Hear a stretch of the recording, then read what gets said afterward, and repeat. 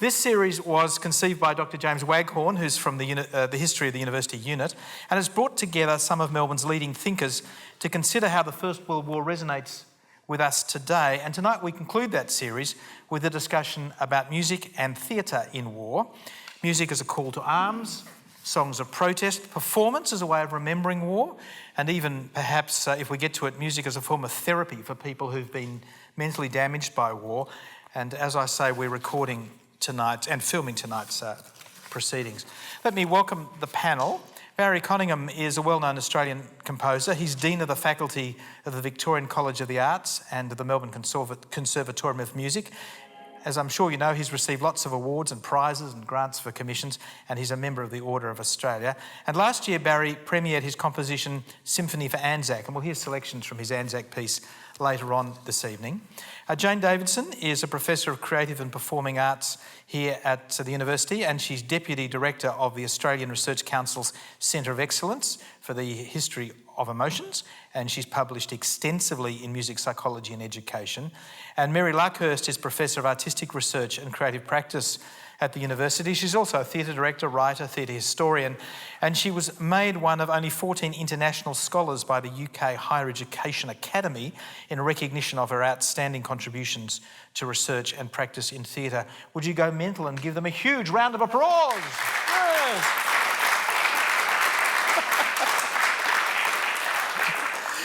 Jane, let's start with you, because I'd like to start talking about songs of morale and recruitment and the role that singing had in giving people a sense of who they were and where they were headed in these new times. We're going to hear a song called Australia Will Be There, but just set this up for us.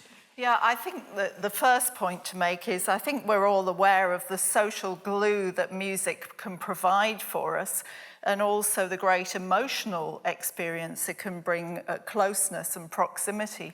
So if you look at how song was used at this particular time, it was giving a sense of proximity to those who were at great distance. We could sing about them, we could feel we were with them. We could go to a theatre and hear these rousing songs, or on the front line we could indeed sing together. So from that point of view, the use of song is something that's pervaded human society forever. Why I selected this particular song, I have a very close colleague and friend called Michael Holywell, who had a very distinguished career as an opera singer, and he's been researching different pockets of Australian musical history and has done a lot of research about these Australian First World War songs that are by and large forgotten nowadays. And this particular one is called For Auld Lang Syne, Australia Will Be There, and it was actually written by a Welshman who happened to be touring Australia, promoting this amazing swim he had done. And I'm sorry to say this politically incorrect, but he's described as a crippled Welshman. And he had swum from Penarth to Newport in the Bristol Channel, which is a considerable feat. And of course, the war clouds gathered. He was here in Australia and decided to put together this song, which Jane, we should say his name. He's Skipper Francis. Yes, Skipper Francis, sorry. And so he put together this song, and it was, it became the song of the First World War for the troops, and they took it on board, and the regimental bands played it, and it became a sort of march song. And what I find fascinating about it is its Australian identity, as you will hear. It quotes from La Marseillaise. It's got bits of Rule Britannia, Advance Australia Fair, of course, Auld Lang Syne, and even a quotation from Jerusalem. So, name the tunes that are very rousing. They use musical material that's really building in this sort of march-like rhythm. And you are now with this branded Australian song of the First World War. So he actually sets this up with a kind of medley as the introduction. Yeah. He takes you on a kind of musical tour before he actually gets to the song. Do you want to hear it now, or do you want me just to tell you the frontispiece? Yes. There's a little frontispiece on the sheet music, and it says, "The happy key note it strikes touches the public sentiment. Cables recently to hand describe the magnificent charge of the Australian soldiers at the Dardanelles and mention the fact that this was made to the accompaniment of the soldiers' own song, Australia Will Be There." So, there you go. This is my friend Michael Holywell singing it.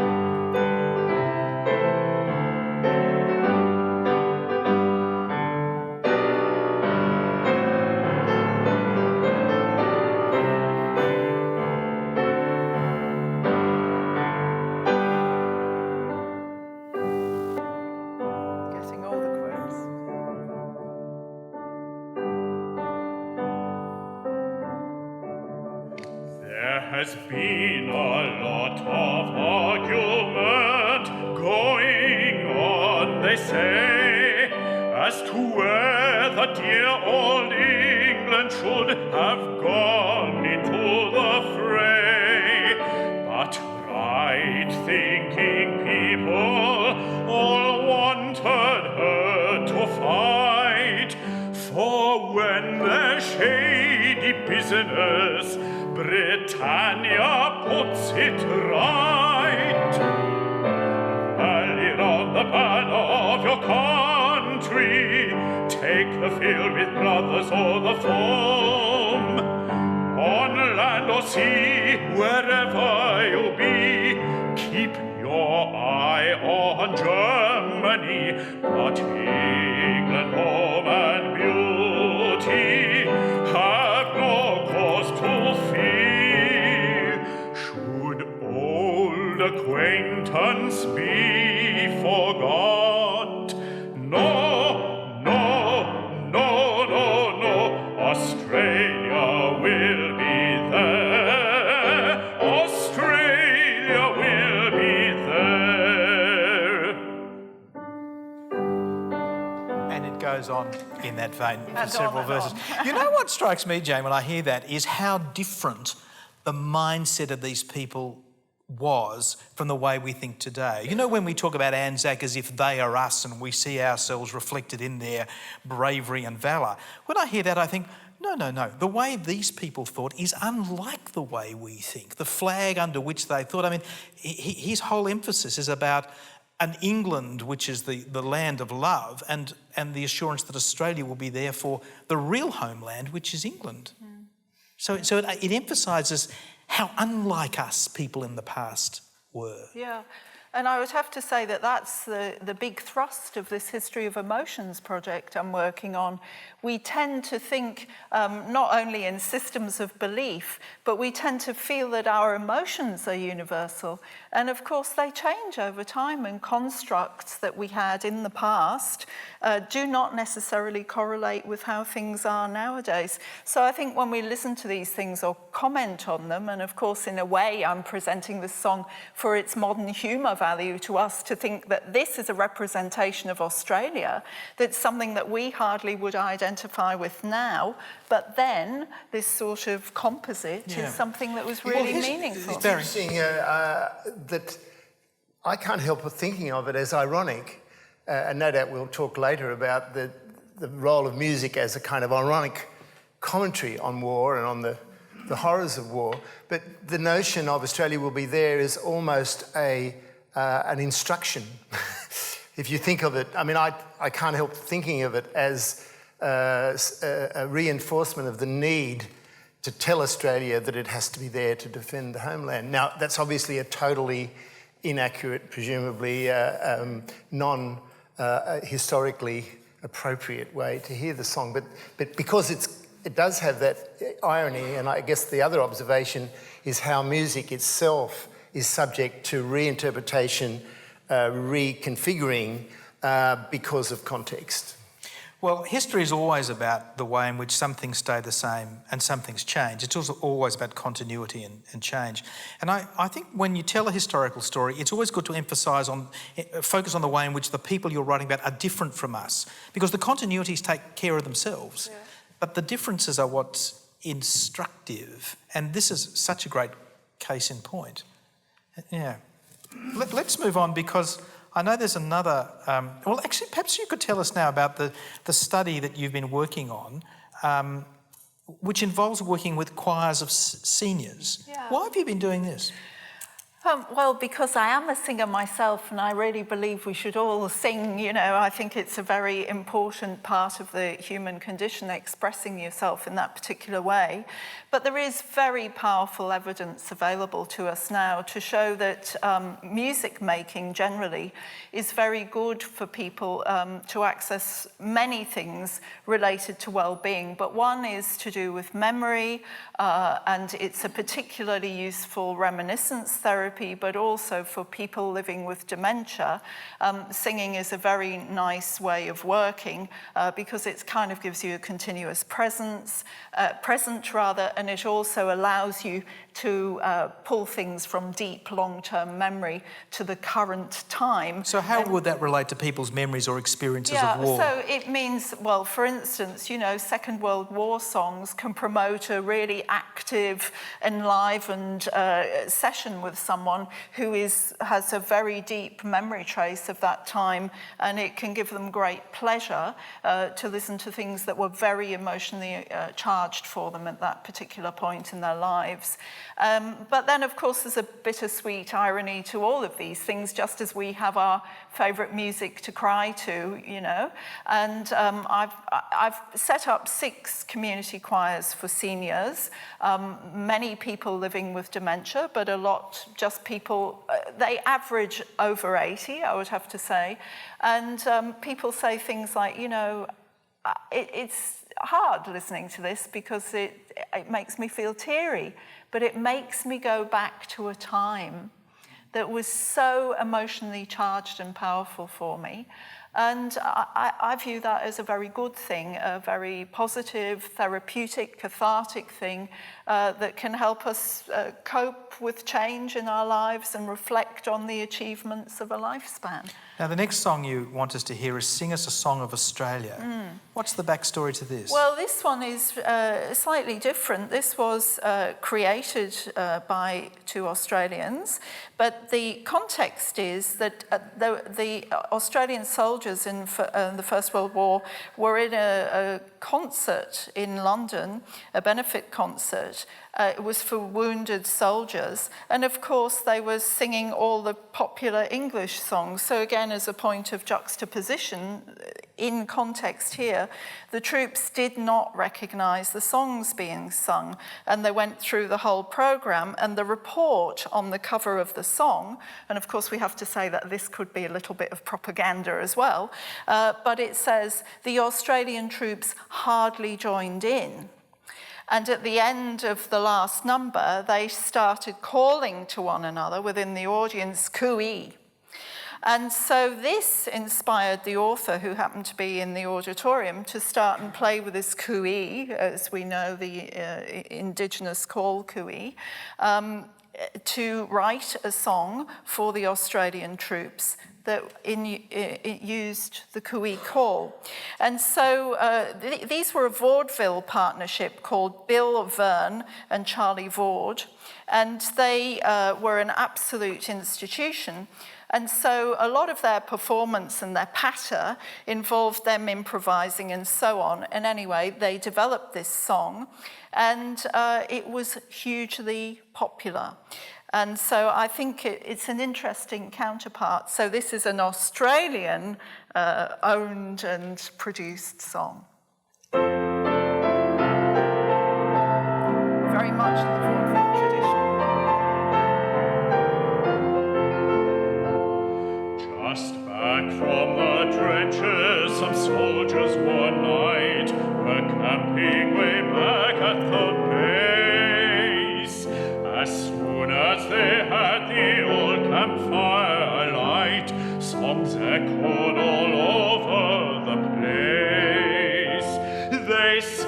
in Tipperary, O'Reilly as well, when a singer another song tried. Then a bushman who sat at the back of the crowd looked up at the singer and cried, "Sing us a song of Australia, the land we know so well. Sing us a song with any old rhyme of the land where sun shines all the time. If you haven't a song of Australia to cheer us o'er the foam, shout hoi, hoi, 'twill remind us of home, sweet home."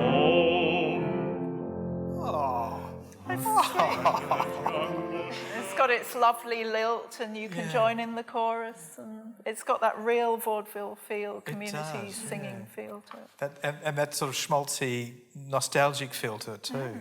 Yeah, well, I love it. Some nostalgic key there.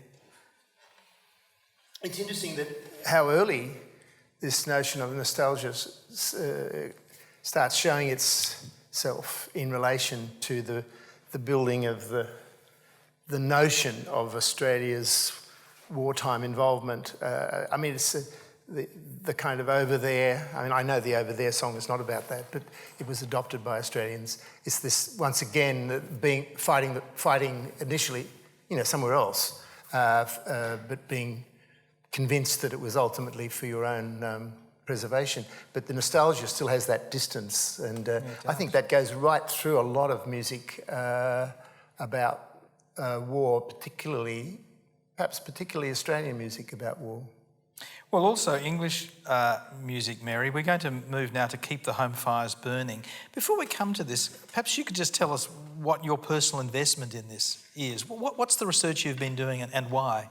Well, I'm in the theatre business. I'm a theatre director and I'm a theatre scholar. And I'd noticed for a long time that the UK, Australia and America, we all share, they're different theatrical canons, but we all share an interest in staging plays about war, and particularly plays or performances about war trauma, so soldiers suffering from war trauma. And I'm thinking of plays like J.C. Sheriff's Journey's End. But what began to interest me in my research is that this play has generally been received as a story of great heroism. In fact, and it is in many ways, but it's actually a story of a soldier suffering very serious war trauma, which was not recognised at the time. So I think, just as you were saying earlier, that we can perceive things differently, even from decade to decade. I think that play would have spoken to different audiences, and it was largely critics and actors, actually, like Laurence Olivier, that gave it a very heroic narrative. And I think soldiers of the time actually read it rather differently, in that they saw it as a play about a set of very traumatised young men, and one so traumatised that now he would not be serving in a war, he would be taken care of medically. Mm-hmm. Now, you want to hear Keep the Home Fires Burning. Why have you chosen this?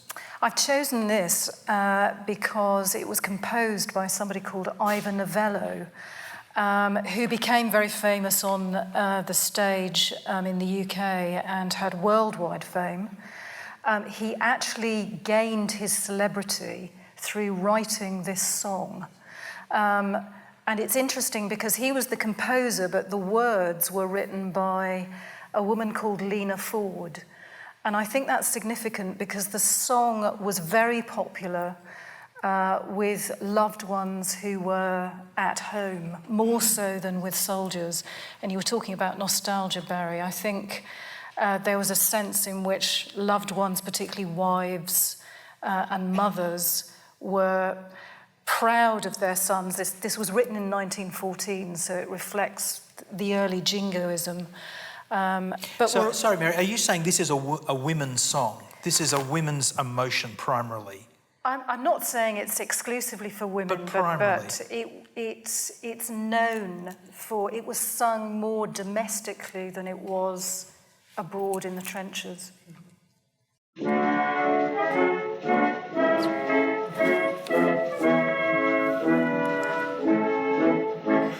were summoned from the hillside, they were called in from the glen, and the country found them ready at the stirring call for men. Let no tears add to their hardship as the soldiers pass along, and although your heart is breaking, make it sing this cheery song. Keep the home fires burning while your hearts are yearning. Though your lads are far away, they dream of home. There's a silver lining through the dark cloud shining. Turn the dark cloud inside out till the boys come home. That's John McCormack singing the song there. Very recognisable voice. And that recording, It's from 1917. 1917, is actually with an American orchestra, the Victor Studio Orchestra. So that suggests that it had enormous coverage early on. Absolutely, and I'm sure the audience, most of the audience will, even if you didn't know the title of the song, you'll have recognised the tune. I have a feeling that Ivan Velo actually had a big career in the United States, or certainly the music verb. Isn't that true? That he and once again, partly because of this song, because obviously by 1917, or close to it, the Americans are involved. And I think, once again, it's that beginning of that distance, the notion that war is somewhere else and the troops are away. I mean, I guess that's always true, but it's particularly emphasised in the United States and, of course, Australia, where the actual warfare's taking place a long way away. And the communications, we have to remember, speaking of context, the communications would have been weeks or at least very primitive. And so that, once again, that sort of nostalgia, Yes. the notion of wanting it to be over, I think it's a very powerful song because of the lyrics and the music, like all good songs, fuse, where the emotional impact, even done in that rather, what we think of as a rather staid sort of way back in those Well, as you days. say, we're hearing it with our 21st century ears, but actually it's a very gentle and loving song. You can see how it offered consolation and a sense of hope to parents who are obviously worried sick about what they knew was happening by that stage. The to word their yearning boys. Yes. is another word for me that connects with these kinds of sets of emotions. And he became, through this war song, one of the great early examples of international celebrity. So again, it's become a canonical song, and it was incorporated into many of his later stage shows. And he became a film star as well, so it was the beginning of an extraordinary career, really. Mary, as I listen to that song, it seems to me that it's preparing parents not just for the homecoming of their sons, but also for the possibility that they would die. There is, it's preparing the ground for the language of the fallen and of sacrifice, as well as for the boys who return. There is a kind of almost ancient imagery in keep the home fires burning. Yes. You can imagine that applying as much to the ancient Greeks as it does to the people of London or Cornwall. I think that's right. And as we were saying earlier, it's significant that it was a woman who wrote the song. What's interesting is that though she wrote the words, she didn't gain the celebrity that Ivan Velo did as a composer. Now, we've been talking about the theatre and music in general as a vehicle for recruitment, but it could also be a site of protest. And I guess you can think of the theatre being used for protest going way back. I mean, talking of the Greeks, you can think of, well, Euripides, the Trojan Women, or Aristophanes, Lysistrata, and plays like that. Mother Courage, which comes later, of course. Hair, the musical. I mean, there are lots of these. The one you want us to play, though, is from Oh, What a Lovely War. Tell us about Oh, What a Lovely War, and then we'll hear the song that you've chosen. Well, the song is called Bells of Hell, and it was written during the war and was actually a parody of a popular British airman's song. And famously, Jane Littlewood, who put together Oh, What a Lovely War in 1963, incorporated that song. Now, Oh, What a Lovely War in the UK was really the first very significant play of satirical protest, and it became a real touchstone for revisionist writings of the First World War. It was very controversial at the time.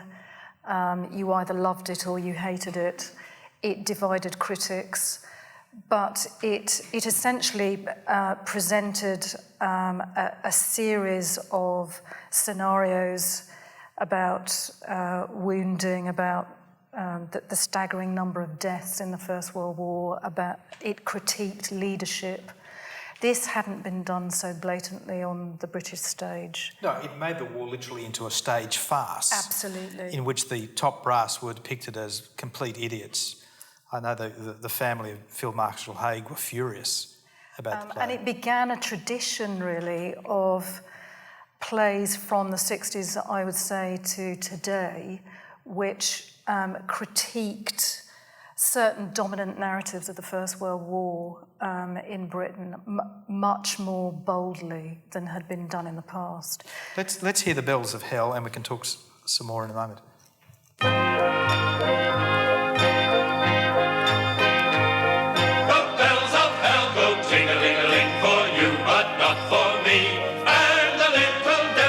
Sing-a-ling-a-ling for you, but not for me.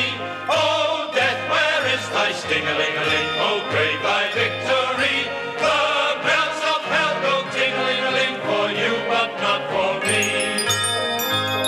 The bells of hell go ting-a-ling-a-ling for you, but not for me. And the little devils how they sing-a-ling-a-ling for you, but not for me. Oh, death, where is thy sting-a-ling-a-ling? Oh, grave thy victory.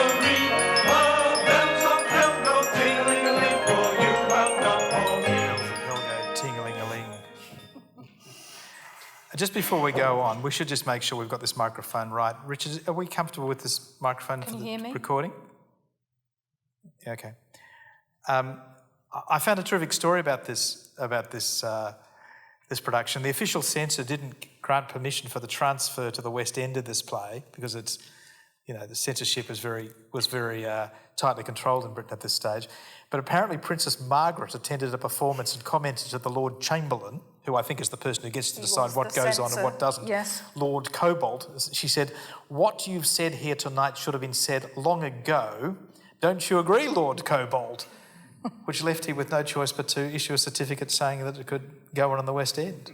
Which is excellent. And indeed, this was one of the plays that brought about the end of censorship in Britain. Finally, censorship ended in 1968, which is always a shocking fact, really, that we had censorship for so long. I've just got another song that I've chosen, which is a protest song. This was a very popular one in Australia during the conscription referenda, or referendums, as we're now allowed to say, during the First World War.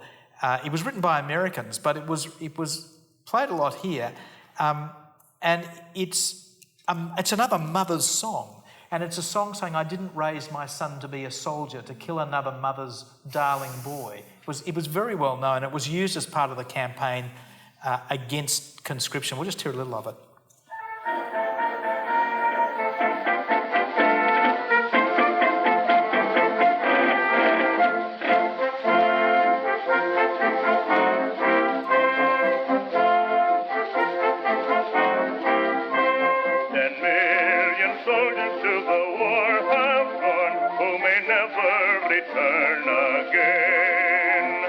10,000,000 mothers' hearts must break for the ones who died in vain.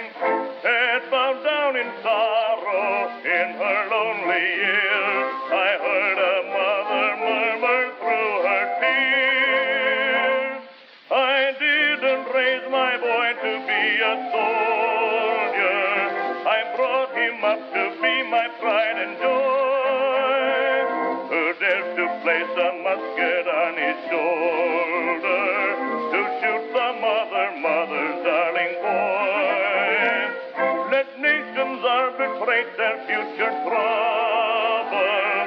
It's time to lay the sword and gun away. There'd be no war today if mothers all would say, I didn't raise my boy to be a soldier. There'd be no war today if mothers would say, I didn't raise my son to be a soldier. And there was a famous poster of a very demented-looking woman with a very seedy-looking boy saying, I didn't raise my son to be a soldier. And then the next frame, there's an extremely bosomy, imperial-looking woman saying, well, I did. And she's got a very plucky-looking son indeed. So it wasn't a lay-down misère, that song. And I'm interested in what you make of this theatrical tradition coming up to the present. Do you see this line continuing into the present? Yes, I do. I think the natures of the wars have changed. But if you take a play like Grounded, which was on here in Melbourne, I think last year at Theatre Works, and which has just been on at Broadway, might still be running. Grounded is about a female drone pilot who cannot reconcile her life during the day, which is watching a target on screen and waiting to be given the instruction to press the button to kill, and her home life, which is going back to her husband and children, and you watch her gradual disintegration, even though she's not technically on the front line or in the battlefield. So I do think that tradition continues, and that commentary and that exploration and critique, but the natures of the wars change all the time and technology changes. Yeah, and we were lucky in Melbourne to see an extraordinary performance by Kate Cole in that role, magnificent performance. And there's Black Diggers as well. Black Diggers, which for me had one of the most extraordinary moments. So we should say written and directed by Wesley Enoch for the Queensland Theatre Company. Written by Tom Wright, directed by... Tom Wright wrote it, did he? Yeah, that's right. and directed by Wesley Enoch. Yeah. And for me, I'm a recent immigrant, and I'd never heard the didgeridoo played on the main stage. So there's an extraordinary moment in Black Diggers when an Indigenous man playing an Indigenous soldier performs on the didgeridoo, and that was a staggering moment in the Arts Centre, and so eloquent and so powerful as a note of difference and protest. I mean, you could feel the resonance in the theatre. Let's move on, Barry, now to your contribution to this. You've written this piece called ANZAC, and I guess you must have some pretty strong feelings about ANZAC to take on this project. Perhaps you could talk to us first about what ANZAC means to you, and then how you thought your way into writing a piece about it. Yeah, first of all, my strong feelings are not what you might expect when you say strong feelings. I guess I'm a child of, not quite, but of the post-war era, as we all are. And so for most of my conscious life, the whole business of war has been started to be reassessed. Beginning with the ability, I guess, of protest to have a meaning. And so I think of the fact that being against war, to me, became conscious even when I was in high school. And indeed, the beginning of my involvement with ANZAC is One Day of the Year, the Alan Seymour play, which I must have seen when I was relatively young. It came out in 1960. What year would you have seen it, do you reckon? I would have seen it in Sydney, but I don't know. I can't remember exactly when, because it was a Sydney play, I think, though it may have been a Melbourne play. I honestly... Anyway, there'll be people who don't know the play, so perhaps you should just tell us briefly what it was about. The one day of the year is about ANZAC Day, and its reference point is the fact that it's the kind of other side of the celebration of ANZAC Day.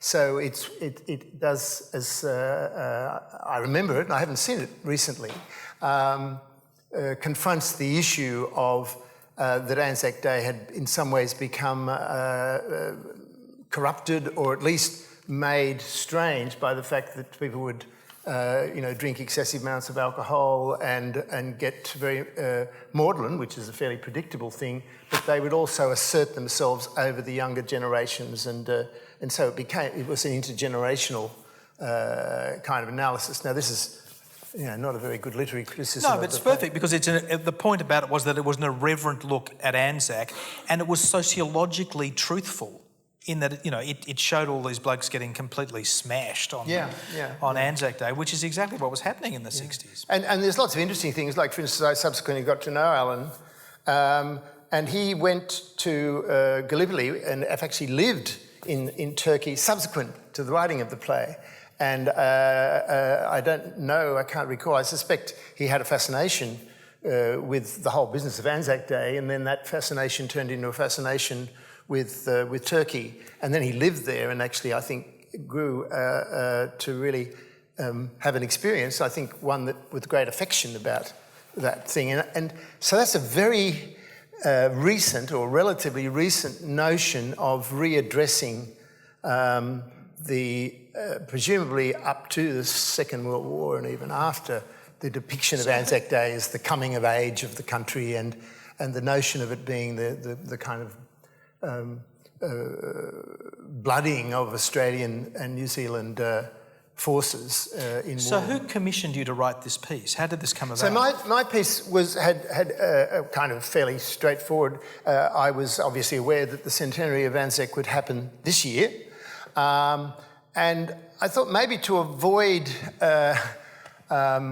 the rush, I coincided it with an opportunity to write a piece for the orchestra of the University Symphony Orchestra. And it was an opportunity, because I knew ANZAC Day Centenary was coming, to do a musical reflection on ANZAC. Because, as I said, my consciousness, my first memory of ANZAC Day really is fainting when I was in the air cadets on ANZAC Day, in a very hot Sydney day. I can remember fainting at the RSL club, the local RSL club, where the boys were out with their 303 rifles, and it was very embarrassing for me because I fainted.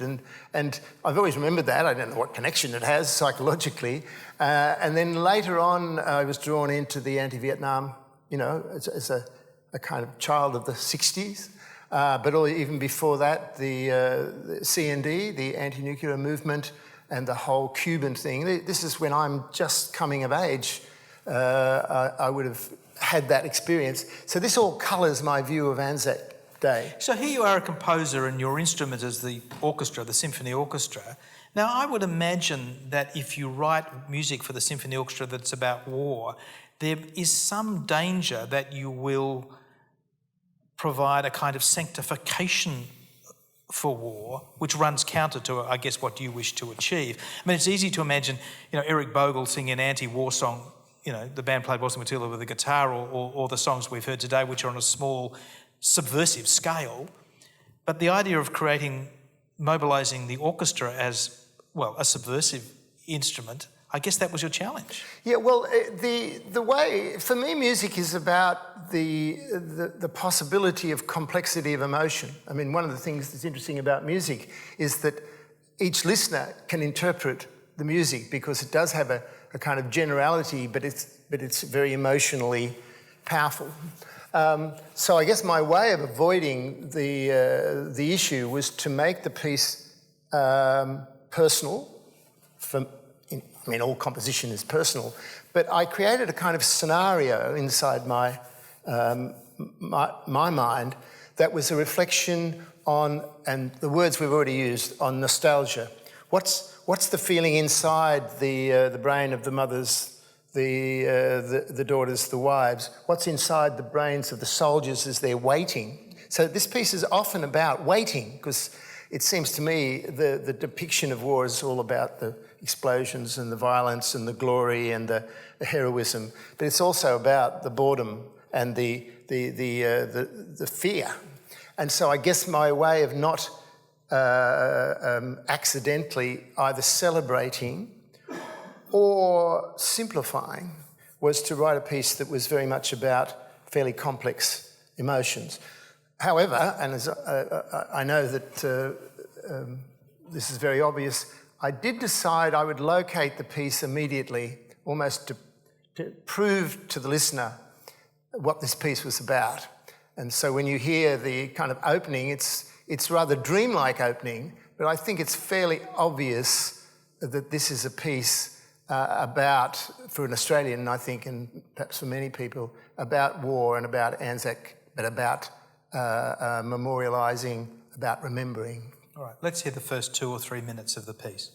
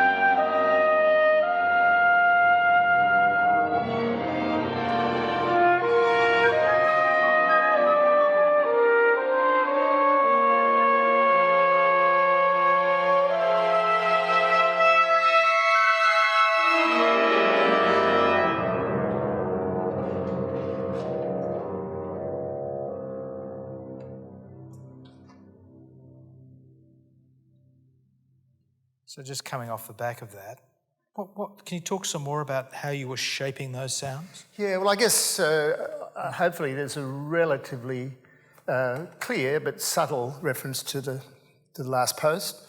There was very immediate stimulation. Been in Melbourne, back in Melbourne only a year, and I was living on St Kilda Road, and woke up early one morning and realised it was ANZAC Day, and decided that I hadn't ever seen an ANZAC parade or attended a dawn service, probably since I fainted. And so I went, and in the dark and so forth. And as I'm sure anyone and all of you have been, they're incredibly moving. And nowadays they're populated from children right through to very elderly people. So that the last post became a kind of symbol for me about the power and complexity of how we now deal, and how I had to deal with ANZAC Day, because you can't deny the suffering, you can't deny the things that are involved in war, and yet you want to say this shouldn't happen, or this is a waste, and all those kinds of things. So as I got myself into the piece, I created characters, and gave them moods and a story. I mean, it's inside my imagination and all you get is the music. So I had characters who were, you know, the person who was frightened, the person who's waiting at home, the person who doesn't, who distracts themselves and so forth. So you can do this in music, and especially with an orchestra where you can have multiple emotions running simultaneously, which is one of the great things about music and orchestral music. Because ANZAC is not just war as a theory or as a concept, it's a war that is special to Australians because we have now invested this story about nation building in that particular war, and you inevitably are contributing to that conversation by choosing to write a piece about that rather than about some other conflict. I mean, you could have written a book about a piece about the bombing of Darwin or something in the Second World War. What was it that drew you to enter that particular conversation? I think it's impossible to live in Australia for very long, let alone all your life, and not have to deal with Anzac Day and with what Anzac represents, because we've made it into this kind of nation-forging activity, and as we now know, it's full of ambiguities, it's full of misinterpretation. So I think this piece, which, you know, the piece is quite a long piece, it's 25, it's a big kind of symphony, goes through a whole lot of different emotions, including chaos, fear, and so forth. And the one thing I did want to say is a lot of war music is about the lyrics, about the song.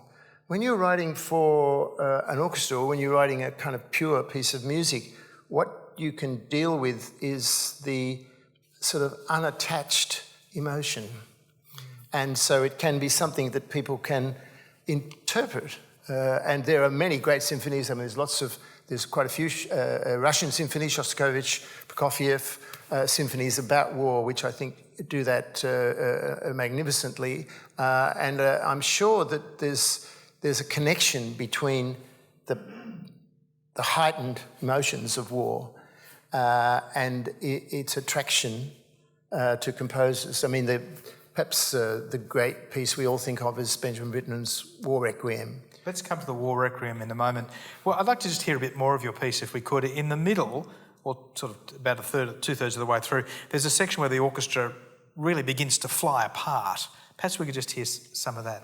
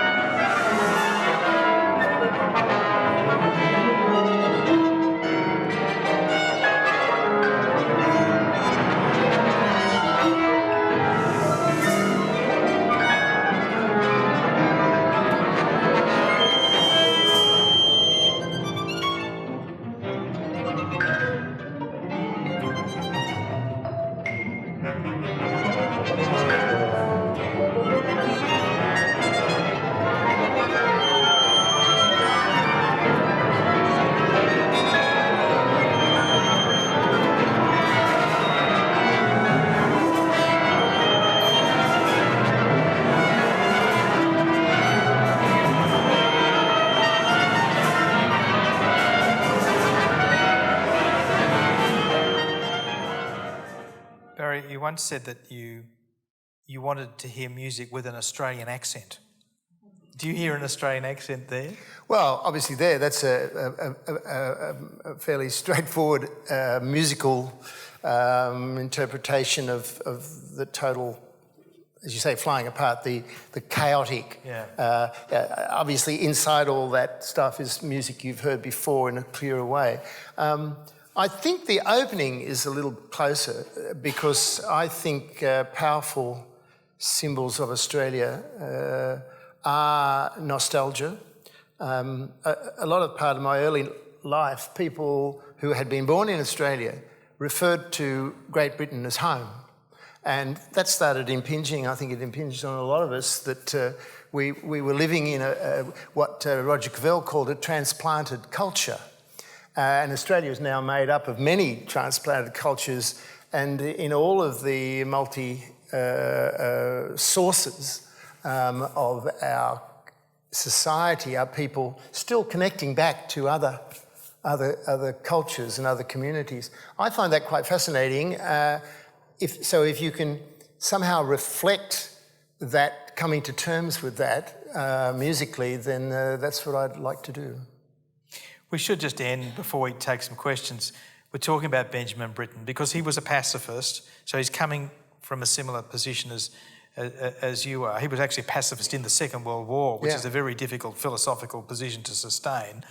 And he wrote this War Requiem, which was written for the inauguration of the Coventry Cathedral, which had been bombed in 1940 and became this symbol of forgiveness in England. And he was commissioned to write a piece for the, whatever it's called, the inauguration of the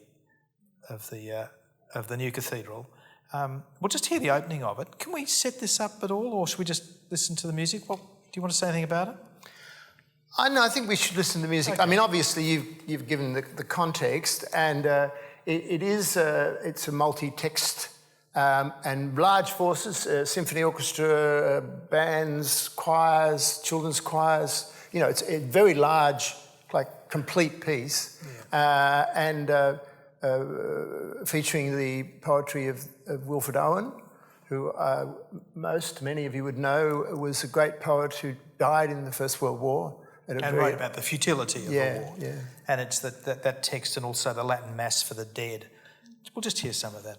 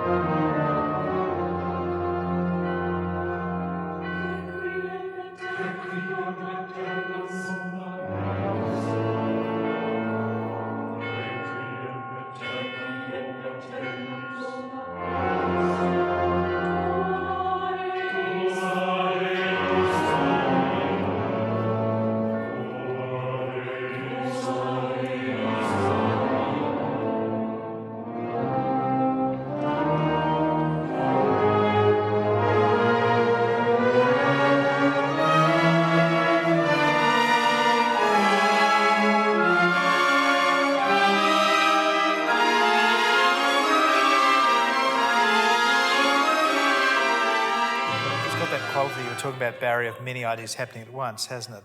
The sense. I'd be interested if people agree with me that, I mean, it's always very ironic that Benjamin Britten has the right kind of name for a British composer, but that's about ritual, whereas I think my piece, and certainly my music generally, is about nostalgia. It's about not being sure and not being harking back to something. Whereas his music is much more there's a kind of here and now, even though of course it has all those overtones of religiosity and the choir and so forth. I think it's really quite interesting how music can quickly establish its first space, and we get that in the opening of that piece. And of course, being a huge requiem, it has these huge moments of climax because of the large forces that are protest, I think, rather than celebration. Now, it's a cold, wet night. I know you don't want to stay out late, so we will end on time, but we've got time for some questions. There are a couple of microphones somewhere. There's a microphone there. So let's... we'll just have 2 or 3 questions. And then I'd just like to ask... what you consider the influence of bands and band music to be during the First World War. A couple of photos at the Grainger Museum caught my eye. There was one photo of a very large band playing down at Port Melbourne and saying farewell to a ship. And there were two other photographs of large bands, one going down Bridge Road in Richmond, another one in Swanson Street. And in one of these bands, some of the members of the band were holding a sign, "Fill the gap." And there were various holes in the group of band members. Obviously, to me, it seemed like a very powerful message to convey. So I was just wondering what you thought about bands and band music in the context of the war. I think they've been incredibly important, not just for, again, domestically, but also for the soldiers actually at the front. Certainly where I come from, in England, in the north, we still have a tradition of brass bands in Yorkshire, and those brass bands play annually, and they would always include war pieces. And I think the fact that that's still done today tells you something about the tremendous importance. So do those brass bands play the same kind of role as singing plays? They do, and they would speak to very particular communities and to very particular traditions within Yorkshire or the Welsh valleys. Jane, do you want to come in on this? Yeah, I just think the whole thing of nostalgia and remembrance and everything, the whole symbolism of brass instruments for one thing, the community of bringing people who've worked together, lived their lives together, then they socialise together. They're incredibly powerful. And I mean, even nowadays, if you listen to a brass band, it's some of the most emotional outpouring you can get. Because of the sentiment of the way in which those instruments are played in that tradition. I think they're incredibly important representations of society, of groups of people. And capable of a musical subtlety that is surprising. Yeah. Wonderful. But I think we do need to remember that the instruments that are used in war to align the troops, to keep them disciplined, brass instruments and percussion instruments, and indeed that's one of the interesting things in the immediacy of musical tradition. So the marching bands. I mean, it's very interesting going back to my experience at ANZAC Day, and I'm sure all of you can remember how long it is. It takes hours, and it's many bands of different kinds. And that idea of the gaps. There's more than gaps. There are sort of groups celebrating, their particular area of the military, that as they go back in time, they get smaller and smaller and older and older. And of course, we now know that the very oldest members of these parades can't walk anymore, so they're in vehicles. That's an incredibly powerful, kind of straightforward symbol of the cost of war. One more question. One of the most popular and enduring images of the First World War was in Blackadder, the final scene, where you had, do people know what I mean by that? Where it's, these characters with whom you've, got very attached to are going over the top to this cacophony of, gunfire and mines blowing up pretty much to certain death, which then becomes an image of a field of poppies with the bird song, the sounds of peace. I was just wondering if there was a defining moment for you three, which encapsulates the horror and the futility of the First World War as shown through the performing arts. You mean in artistic expression? Yes, right. Artistically. Well, I can answer that immediately. I was, quite a long time ago now, about 23 years ago or so, I actually sang the soprano solo in the British War Requiem. And I think, unless you've seen it and been part of it, it is like a multimedia experience. You've got the full orchestra, a chamber orchestra with the two men singing the Owen poetry quite apart. So they're apart from this ethereal choir and the little boys, and then the soprano voice. And she sings the Lacrimosa, and it's just so incredibly powerful and moving, and says in this multi-level way that this is, you know, my heart bleeding for this situation. It's unbelievable. Have you got a moment, Mary, an art moment? Yes, I think I do. I'm a great Brecht fan. So I'm still very moved by the moment when Helena Weigel, who was playing Mother Courage, does a silent scream on stage after she's lost her last child, her daughter. And I think it's that silence, because it's a long play, she's a garrulous character, and you have got increasing sympathy for her, but at that moment it's just a extraordinarily inspired piece of performance. It wasn't originally in Brecht's text, it came from the actress. So I think that's my moment. Well, it's been a very nourishing evening. Thank you to all three of you for coming, and thank you to you for coming. Give yourselves a round of applause, and then I've got one more thing to do.